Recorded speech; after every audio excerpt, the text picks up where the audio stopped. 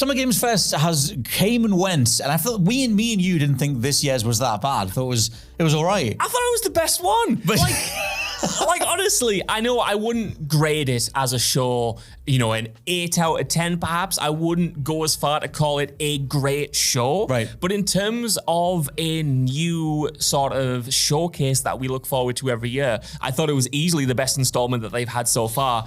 Honestly, the games that they had on show, while they might not be the biggest, while they might not be huge world premieres, there are so many on the list when we were putting this together for the video and podcast, that I'm looking forward to that made it worthwhile. I have issues with the pacing. I have issues with some of the spots that were given to certain announcements. But as a whole, man, I had no expectations, and I thought I was going to be as bored as I was last year. Right. And while I wasn't entirely unbored, I thought it was good. I thought it was a step in the right direction for sure. It's definitely a step in the right direction. I think the takeaway that I had was that it was good for the medium of video games. Like the variety of titles that were there was really solid. Like in terms of just saying we can spotlight so many different projects all at once. Like you did have, Lego Horizon or like right next to Star Wars Outlaws, when you did have smaller things and horror games and everything else. And I quite like that. However, it is a pacing issue. It is the construction of the thing. Like obviously it leaked beforehand just how much money those ad slots cost, which in reality, in a wider sense, that's actually quite cheap compared to a lot of advertising contracts media wide.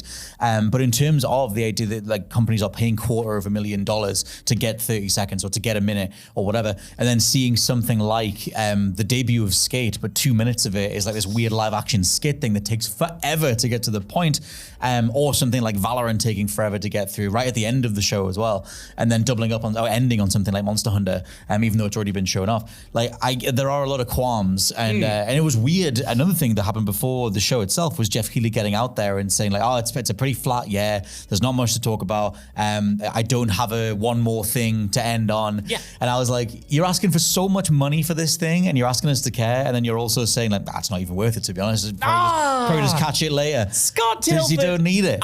You know me, I don't come on here and I'm not defending Jeff in his total approach to this, but I feel like Jeff gets a lot of crap for what he said there, because I don't think it has to be either 10 out of 10 hype or don't worry fellas, it's not even worth paying attention.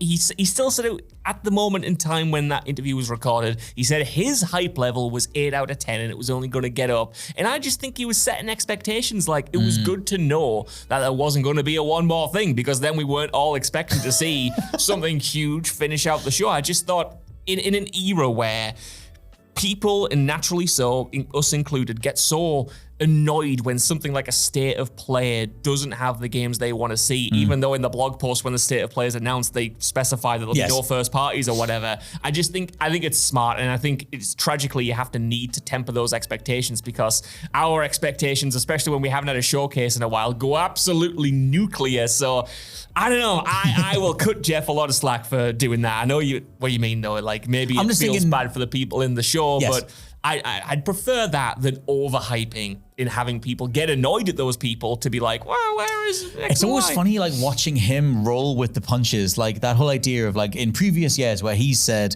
I thought even during the show, I thought this great announcement, stick around, you got this great thing, and it's become a meme that it's always then a farming sim or it's like a walking sim. It's something that a mass audience wouldn't care about. And then it's almost like he goes, oh, okay, right, got you, okay, I'll just tell you that there's nothing to worry about, and it's, don't get too hyped about it. And then that sort of bottoms it out the other way. It's almost like he's doing one side of the spectrum to the other. Then you had it with the Game Awards as well, where it was you had Chris Judge go on too long with his speech. So then that led to him, because apparently internally last year, Keighley was very annoyed that then shuffled the rest of the show out, right? Because Judge took too long on 2 years ago, took too long on his acceptance speech, which then led to Keighley putting the wrap it up thing, and again, too far in the wrong direction. It's somewhere in the middle is the way you need to do this, and you have that with the sponsors as well. There was that person dressed as a giant razor blade a few years ago, where they kept cutting back to him, or there's been examples in the past of Jeff Keighley talking to people in the front row because they've paid Tostida or whatever the hell the company is to sit in the front row and say, how's your experience going? And it's all very cringe and very old gaming, and very, in his case, Dorito Pope style, which is the thing he was saddled with back in 2003 or whatever. But it's you see him struggling to do it. But I, like you said, cut him some slack, obviously, because it's a human caring. They're trying their best. They're listening to feedback and whatever. And he's always out there on Twitter. He's always taking feedback.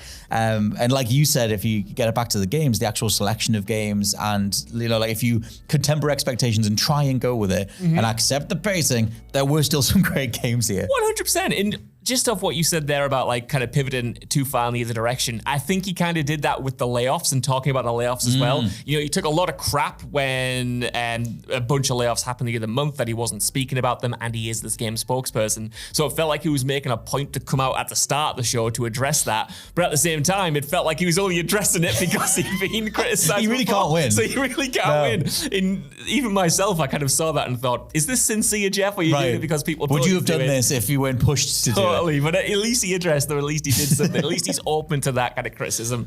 And maybe sometimes it pivots too far in one direction, but you can see he's trying. Yes. And I think, that's not condescending, by the way. I mean that sincerely. Same. Because SGF, it is a new show. It is trying to fill the gap of E3, and that doesn't happen overnight. When we talked about it last week, I think, on the wind up as well, I talked about it being like similar to the Academy Awards, and that similarly was a thing that didn't just sprout up overnight and was an established cultural thing that got everything right in the first go. It took time, it took iteration, it took people coming and going from that system and change over years to get it where it needed to be, and arguably it's still not where it needs to be, but it's something we recognize, and I think the SGF is in that same sort of period where it's trying a lot, it's trying to find its footing, and as a continuation of that, I thought it was a good year. I tell you what's an interesting distinction, and we'll get to Xbox stuff across the week. Like obviously Xbox on Sunday night had a hell of a showing, but they almost took it all the way back to the Nintendo model of just like a string of trailers. Like you did have cuts in the Xbox showcase to Phil Spencer, Matt Booty, Sarah Bond,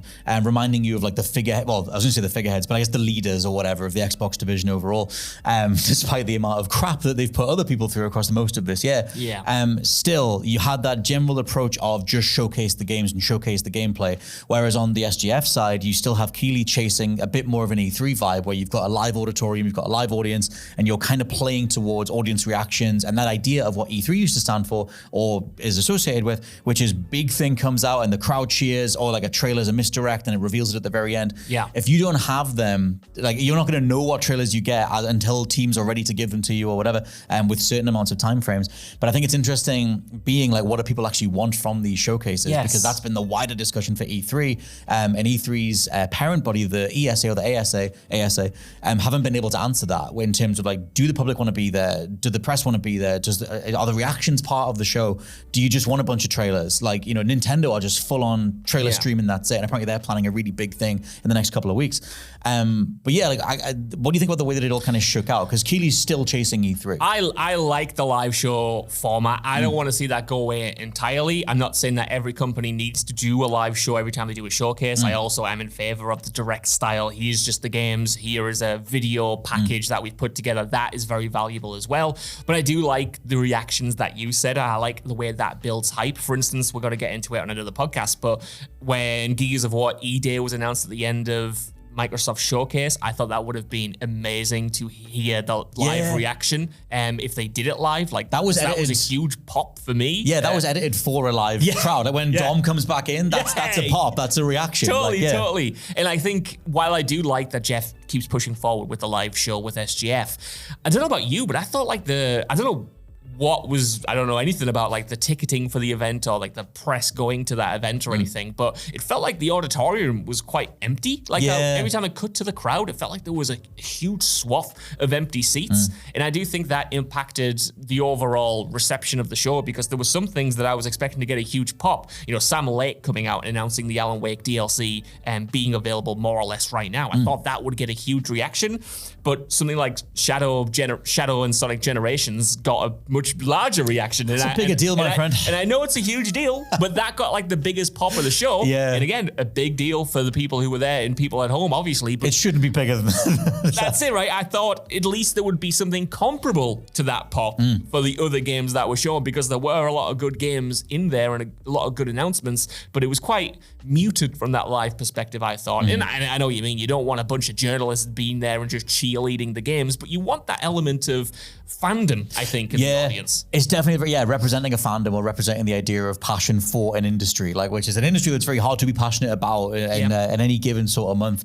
But still, I love when everyone comes together and watches all these showcases. And like, you had a better example of that coming out of the Xbox One, where it seemed like the majority of people were very, very happy about it.